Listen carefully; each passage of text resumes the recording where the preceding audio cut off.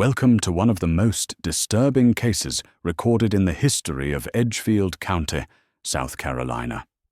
Before we begin, I invite you to leave in the comment where you are watching from and the exact time you're listening to this narration.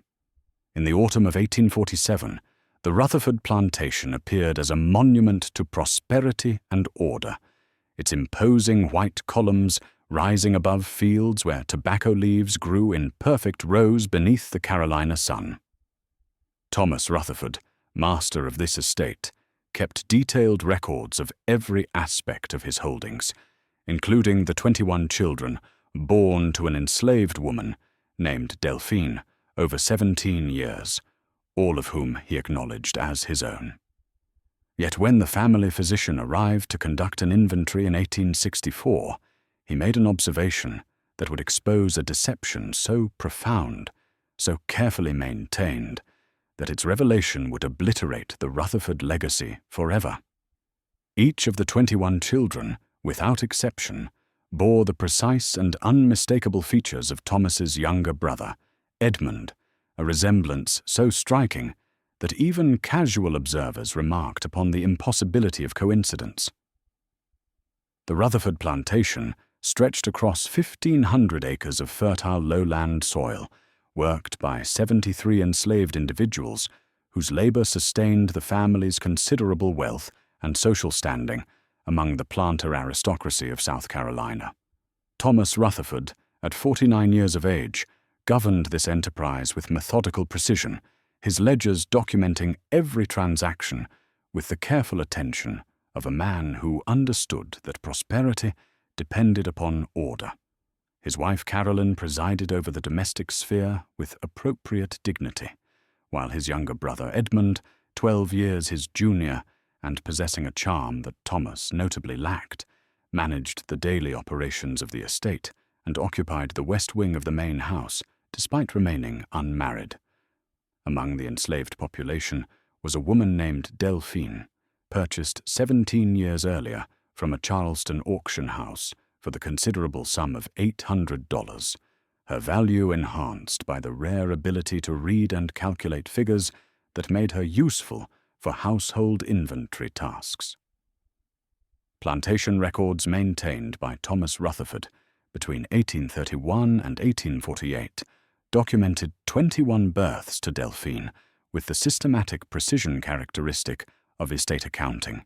each entry noting the date of delivery, the child's estimated monetary value based on projected future labor capacity, and Thomas's explicit acknowledgement of paternity, recorded in his own meticulous handwriting.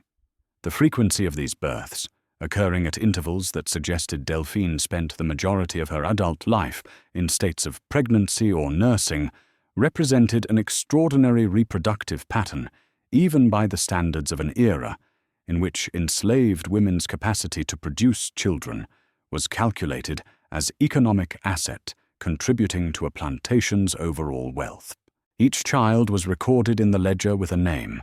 a valuation ranging from $200 to $400 depending on the prevailing market conditions, and a notation indicating assignment to household duties rather than field labor,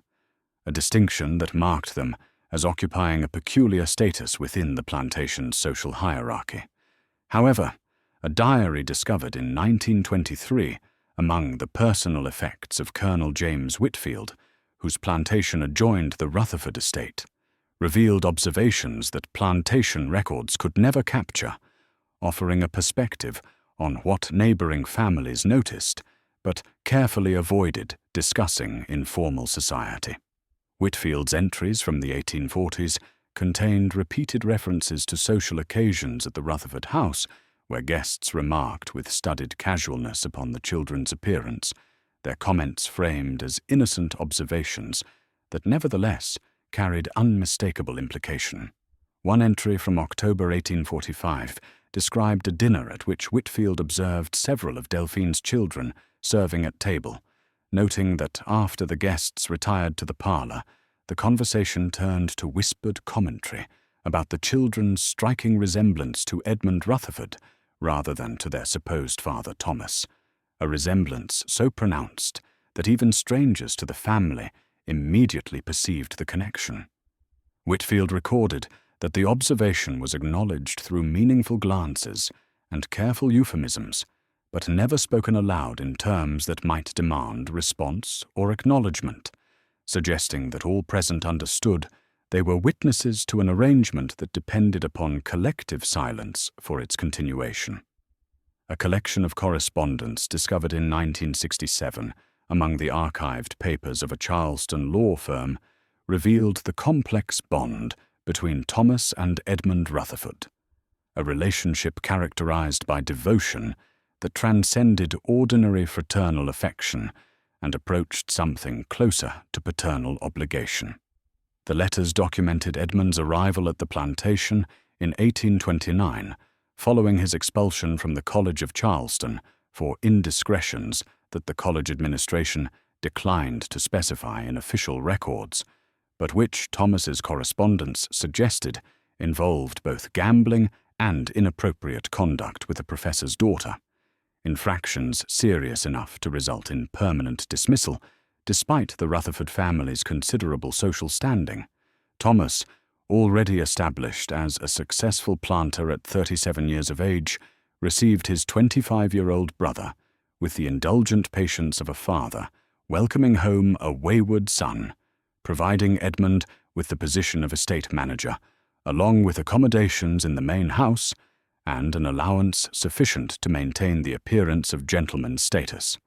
The correspondence, spanning the subsequent years, revealed a pattern of protective intervention in which Thomas repeatedly settled Edmund's gambling debts, smoothed over conflicts with neighboring planters arising from Edmund's charm-fueled flirtations with their daughters, and deflected questions about when Edmund might establish his own household or seek a wife suitable to his station. One letter dated March 1833, written by Thomas to a cousin in Virginia, contained a passage of particular significance that would resonate with haunting clarity only when viewed through the lens of subsequent events, stating that he had recently made a sacrifice on Edmund's behalf that was greater than anyone should ever be required to comprehend. A sacrifice born of love and duty that would bind him to a course of action from which there could be no honorable retreat, regardless of the personal cost to his own happiness or peace of conscience. The fragmentary evidence of Delphine's existence emerged through the intersection of multiple historical sources, including the original bill of sale documenting her purchase in Charleston during the summer of 1830, plantation records tracking her assignments and the births of her children, and most remarkably, testimony collected during the 1930s by Works Progress Administration interviewers who recorded the memories of elderly formerly enslaved people who had spent their youth on neighboring plantations and retained vivid recollections of the peculiar arrangements at the Rutherford estate. The sale documents indicated that Delphine was approximately 17 years old at the time of her purchase, her price of $800 reflecting not only her youth and health, but more significantly, her possession of literacy skills extraordinarily rare among enslaved people, an education suggesting origins in a household where she may have been taught alongside white children before some reversal of fortune resulted in her sale. Thomas Rutherford's records showed that Delphine was immediately assigned to work within the main house rather than in the fields, her duties involving the maintenance of household inventories and the supervision of linen stores, tasks that required the reading and calculation abilities that justified her elevated purchase price. The WPA interviews revealed details that plantation records could never capture, with former slaves describing how Delphine occupied a cabin positioned nearest to the main house and separated by considerable distance from the communal slave quarters where other enslaved families lived in close proximity, an isolation that marked her status as somehow distinct from the general plantation population. These elderly witnesses recalled that Delphine was never observed working in the tobacco fields, even during the critical harvest seasons, when every available hand was typically required, and that her children as they reached working age, were similarly exempted from field labor and instead given positions as house servants, stable workers, and skilled craftsmen, privileges that generated both resentment and speculation among other enslaved. Families who understood that such treatment indicated protection from a source of considerable authority.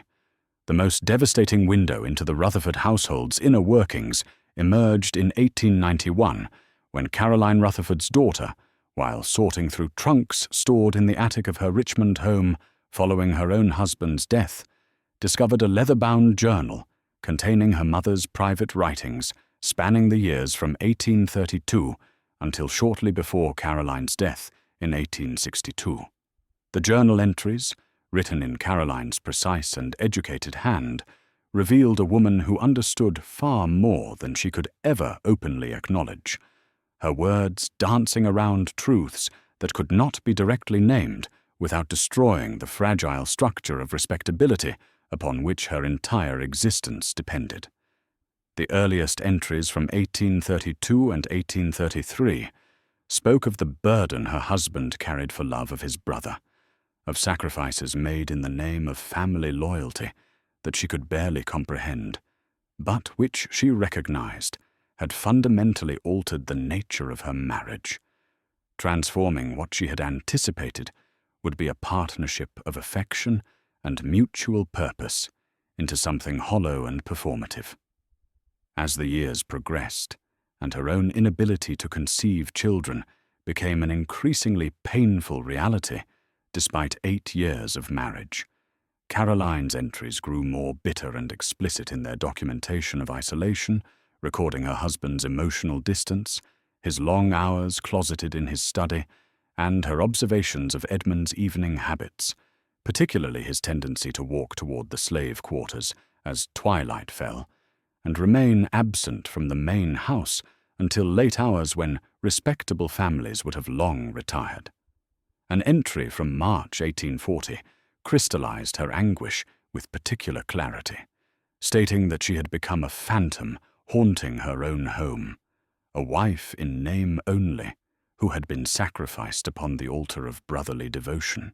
her youth and her hopes for children and companionship surrendered to maintain an arrangement she could never question without bringing ruin upon them all. The mechanisms by which the Rutherford arrangement was preserved from exposure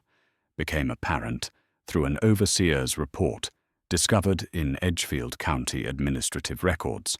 a document dated September 1846 and written by Martin Crenshaw, who served briefly as plantation overseer before his dismissal under circumstances the record does not clarify. Crenshaw's report, apparently submitted to county authorities in conjunction with some dispute over his termination, detailed a series of restrictions governing Delphine and her children that struck him as both unusual and detrimental to efficient plantation management, restrictions that he had been ordered to enforce without explanation of their purpose. The document specified that Delphine and all of her children were absolutely forbidden from leaving the plantation boundaries under any circumstances, even for the customary holiday visits to enslaved relatives on neighboring estates that were typically permitted as a means of maintaining morale and preventing discontent, and that they were similarly prohibited from receiving visitors or engaging in conversation with enslaved people from other plantations who might arrive on legitimate business. Crenshaw noted that either Thomas or Edmund personally supervised Delphine's children throughout each day, an extraordinary allocation of the master's time that served no practical function he could identify, and that prevented him from assigning these workers to tasks with the flexibility that efficient management required. The report stated his confusion regarding these directives, observing that they seemed designed not to enhance productivity, but rather to ensure complete isolation of this particular family from all contact with the broader community of enslaved people in the region. Correspondence discovered in a Charleston law office added another dimension to understanding Thomas's intentions, revealing that during 1846 and early 1847 he had consulted extensively with attorneys regarding the legal procedures for manumission and had made concrete plans to relocate Delphine and her children to Ohio, where they might live as free people beyond the reach of South Carolina's increasingly restrictive laws governing the freed black population. Yet these plans were inexplicably abandoned in the spring of 1847 with no explanation recorded in any surviving document. Edmund's private thoughts and motivations remained entirely obscured until 2003, when a collection of letters surfaced in a Pennsylvania antique shop, their authentication through handwriting analysis and cross-referencing with known Rutherford family documents, confirming them as correspondence written by Edmund to a confidant named Philippe Moreau, a French Creole merchant in New Orleans, whose own complicated domestic arrangements apparently made him a safe recipient of confidences that could never be shared with anyone in South Carolina society. The letters, spanning the years from 1835 to 1850, provided an intimate portrait of Edmund's psychological state and his understanding of the arrangement that governed his life, revealing a man who described his feelings for Delphine in terms of uncontrollable attraction that had begun almost immediately upon her arrival at the plantation, and that had driven him to confess his situation to Thomas within months of her purchase. Edmund's letters portrayed his brother's agreement to claim paternity of any resulting children as an act of noble self-sacrifice, a gesture of brotherly love so profound that Edmund expressed perpetual gratitude and unworthiness, even as he continued the relationship that necessitated this ongoing deception. The correspondence revealed Edmund's genuine devotion to the children, whom he clearly regarded as his true offspring rather than as property, describing in detail the evenings he spent, teaching them to read and write, despite South Carolina laws that made such education of enslaved people a criminal offense, punishable by fine and imprisonment. His letters contained elaborate fantasies about a future in which changing social circumstances might permit him to acknowledge these children publicly, to claim them as his own, and provide them with the status and opportunities their intelligence and character deserved. However, the later letters from the mid-1840s onward introduced notes of anxiety and foreboding, referencing Thomas's declining health, his persistent cough, and his increasing frailty, with Edmund expressing growing dread about what would become of Delphine and the children after his brother's death removed the protection that made their current existence possible. The convergence of mortality and consequence became unavoidable by 1850, when federal census records documented Thomas Rutherford's age as 52 and noted his profession as planter, while the same census showed Edmund at 40 years of age and in apparent robust health, a disparity in vitality that would prove crucial to the unfolding crisis. Caroline's journal entries from this period painted an increasingly grim portrait of her husband's physical deterioration, describing him as becoming skeletal in appearance, his clothes hanging loosely on a frame that seemed to diminish with each passing week, while a persistent cough that began as a minor irritation in late 1849 had progressed to violent fits that left him exhausted and occasionally brought up traces of blood, symptoms consistent with tuberculosis, the disease that claimed so many lives in an era before effective treatment existed.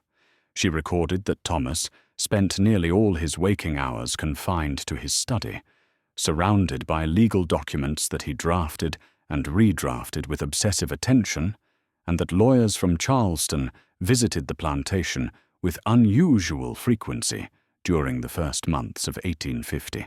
their conferences with Thomas extending late into the evening, while Edmund paced the hallway outside with barely concealed agitation. During this same period, Delphine was pregnant with what would be her 21st child, a pregnancy that proceeded even as the man who had shielded this arrangement for nearly 2 decades visibly approached death. Caroline's entry from March 1850 captured the household's atmosphere of impending catastrophe with devastating precision, stating that her husband clearly understood his death was approaching, and with it the collapse of the elaborate fiction that had consumed all their lives, that he worked with frantic determination to construct some form of legal protection for those who would be left vulnerable by his passing, but that she feared no legal mechanism could possibly contain the truth once he was gone, and Edmund stood alone without his brother's respectable covering. Thomas Rutherford died in August 1850, his will naming Edmund as executor and primary beneficiary of the estate, with one stipulation that stood out among the standard provisions, a clause explicitly forbidding the sale of Delphine and her 21 children under any circumstances whatsoever. Edmund's assumption of sole control over the Rutherford plantation following his brother's death in August 1850 resulted in immediate and dramatic changes that shattered whatever pretense of normalcy had previously been maintained, his actions suggesting a man suddenly freed from constraints that had bound him for 2 decades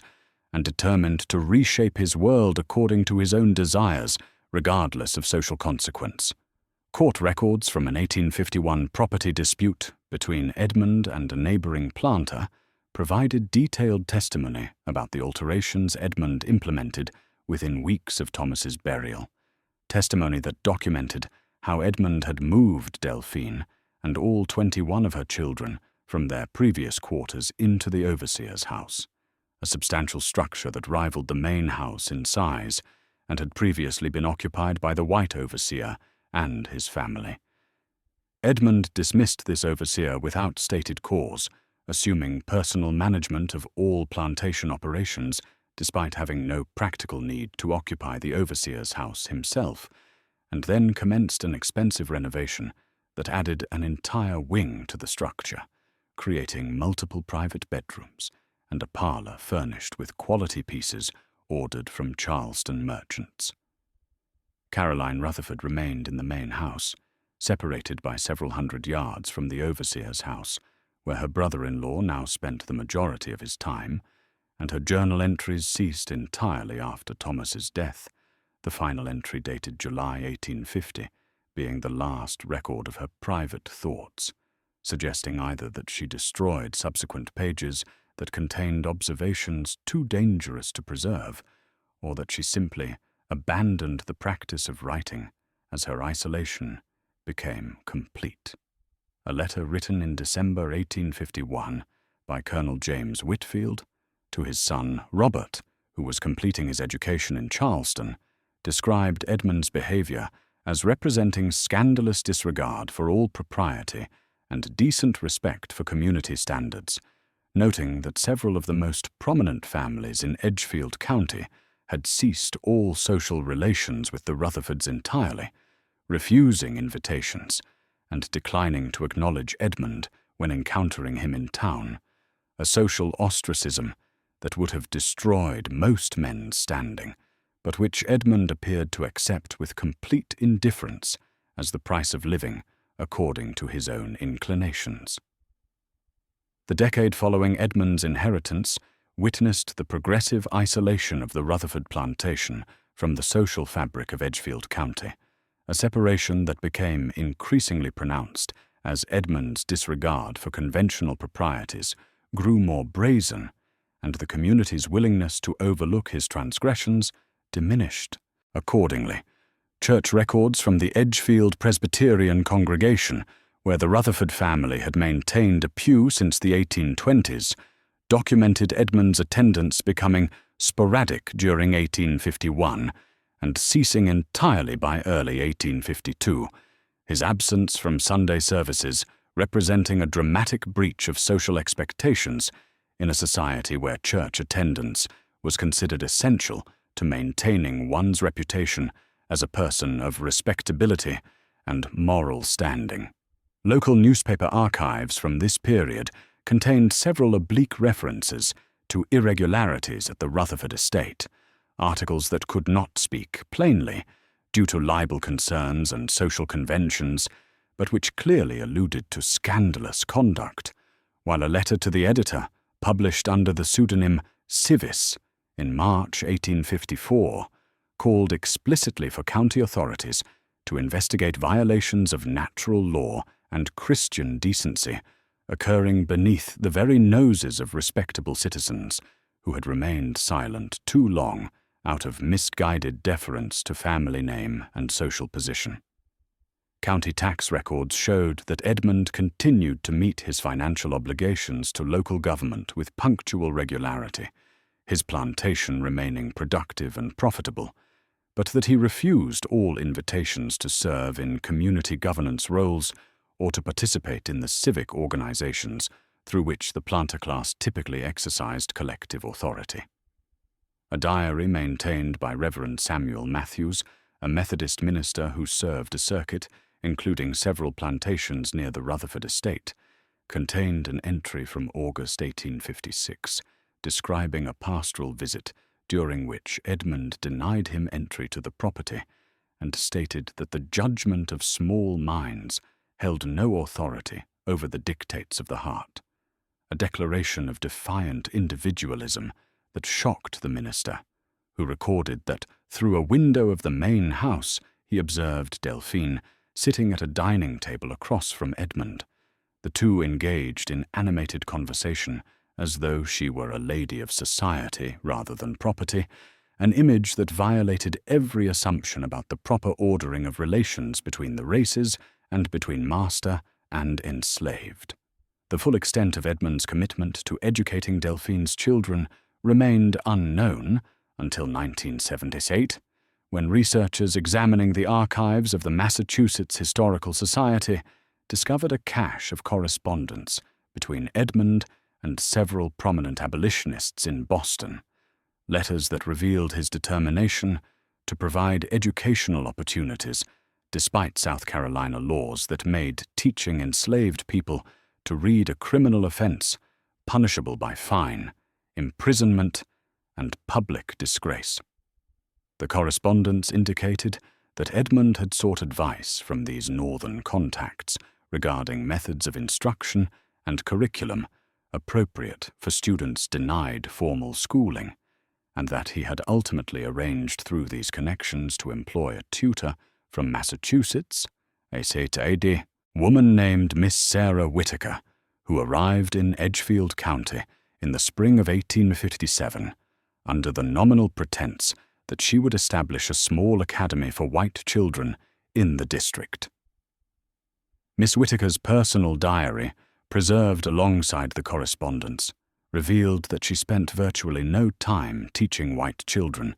and instead devoted herself entirely to instructing Delphine's 21 children, whose ages at that time ranged from 3 years to 26, in a comprehensive curriculum that Edmund insisted must include not merely basic literacy and arithmetic, but also Latin, Greek, history, natural philosophy, and moral reasoning. The diary entries expressed Miss Whitaker's astonishment at discovering that the older children were already literate before her arrival, their education having been conducted by Edmund himself during evening hours over many years, and her observation that all of the children demonstrated remarkable intelligence and eagerness for learning that she found extraordinary given the circumstances of their birth and upbringing. She recorded Edmund's obvious devotion to these children, his detailed attention to their intellectual development, and his frequently expressed intention to send them north to live as free people before his own death, made such arrangements impossible. The diary also documented Miss Whitaker's growing recognition that these children were Edmund's biological offspring,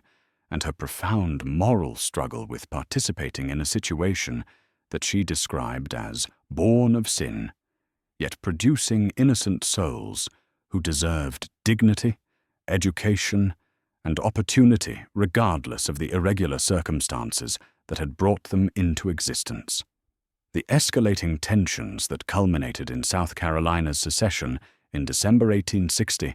and the outbreak of war in April 1861 placed Edmund Rutherford in an increasingly untenable position,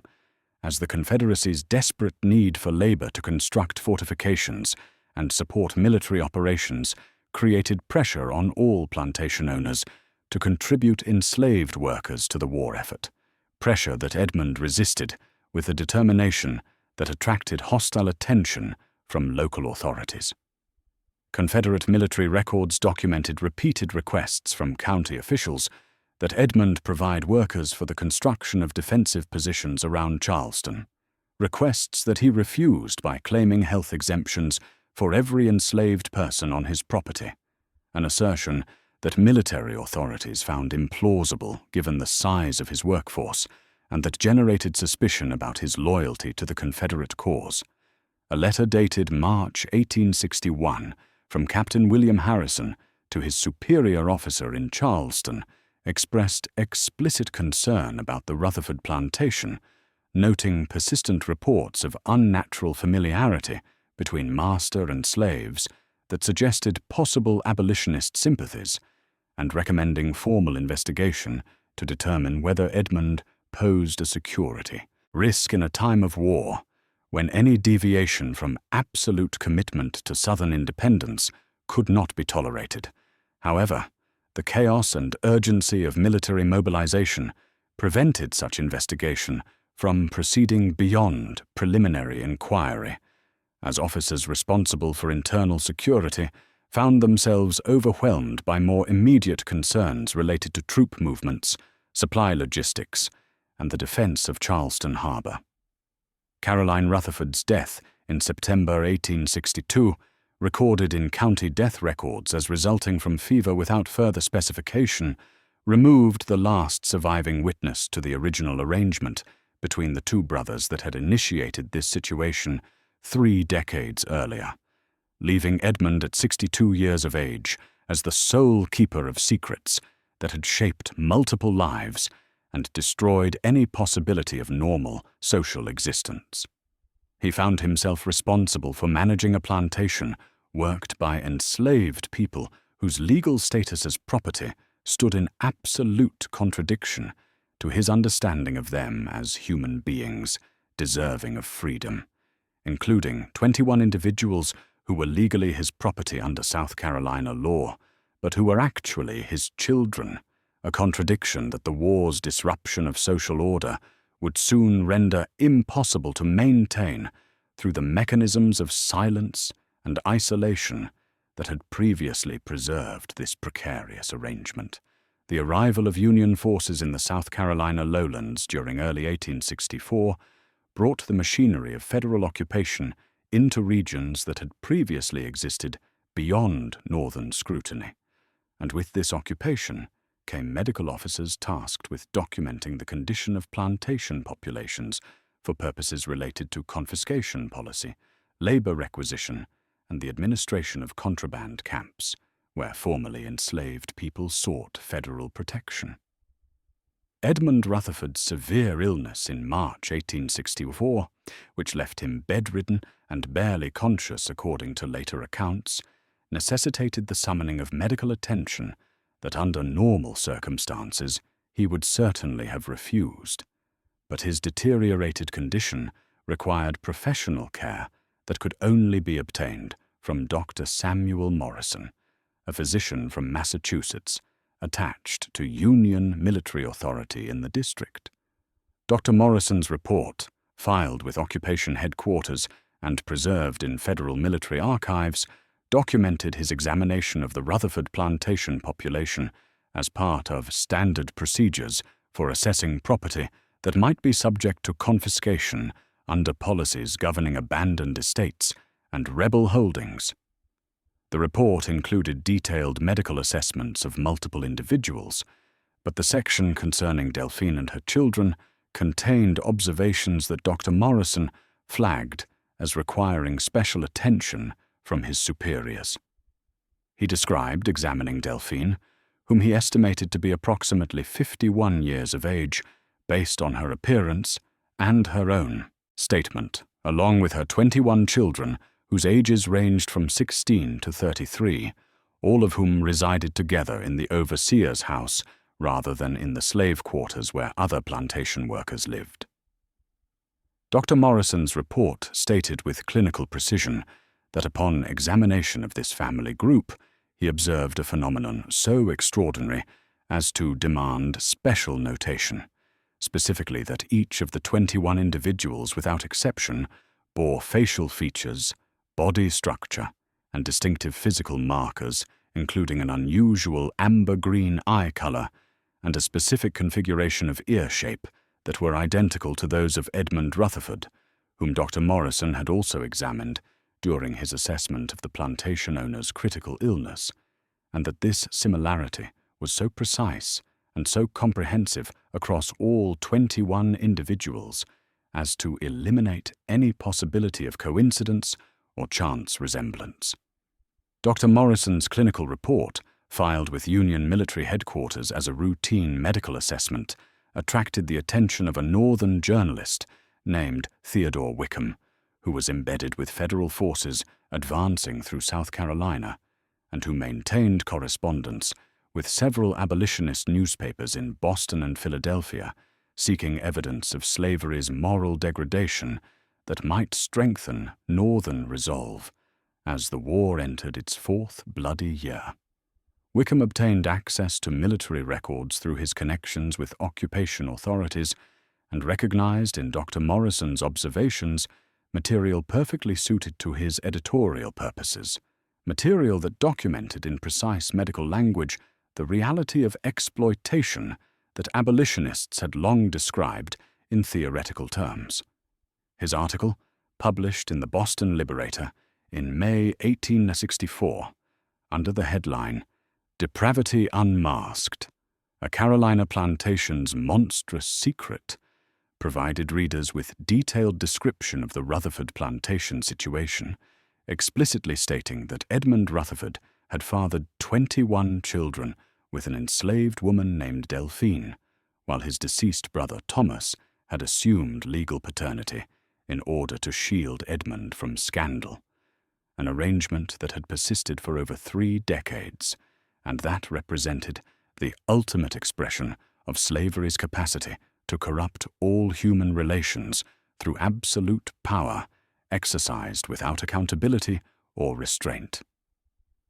The article was reprinted in multiple Northern newspapers throughout May and June, generating outrage that manifested in editorials, sermons, and public meetings where excerpts were read aloud to audiences already convinced of slavery's evil, but now provided with specific example of depravity that confirmed their worst assumptions about the slave-holding class. Edmund's name became synonymous with moral corruption in Northern discourse,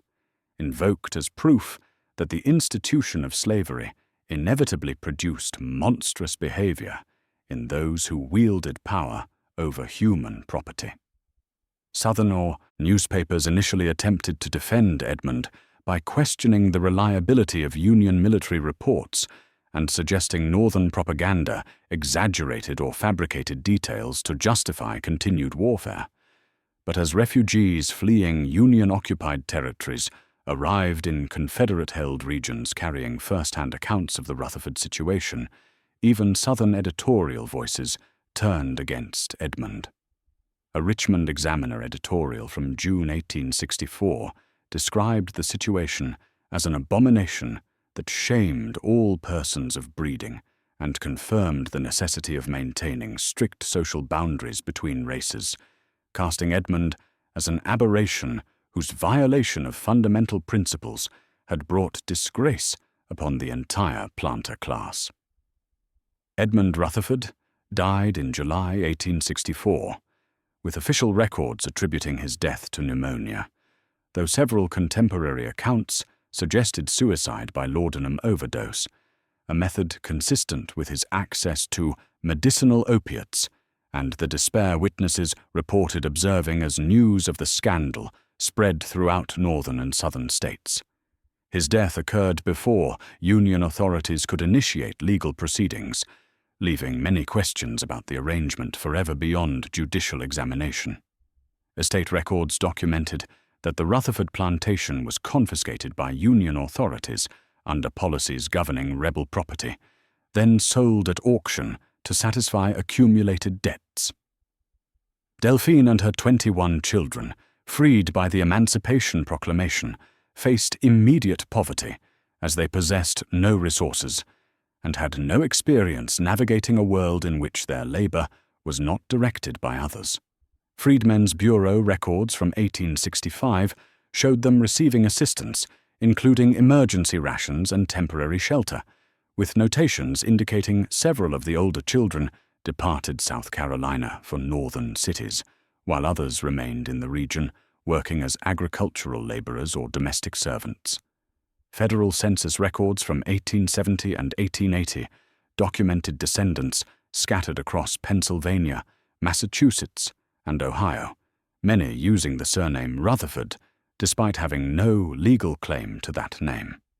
The most significant discovery emerged in 2011 when a letter surfaced at a Vermont estate sale, dated 1889, and written by one of Delphine's daughters to her own children. The letter, authenticated through analysis, provided the only direct testimony from Delphine's children regarding their understanding of the situation. The author described Edmund insisting they call him father in private, Thomas visiting weekly and appearing burdened by sorrow, and most significantly, Delphine stating once that both brothers had loved in ways society could not understand and that she had become the vessel of their impossible compromise. The letter revealed that Delphine, who died in 1877, made her daughter promise never to judge either brother harshly, saying they were trapped by the same world that enslaved her, just in different chains. Historians remain divided on whether the arrangement was coerced, consensual within slavery's impossible power dynamics, or something more complex, with the mystery of what Delphine truly felt and whether Thomas's sacrifice was noble or enabling remaining forever unresolved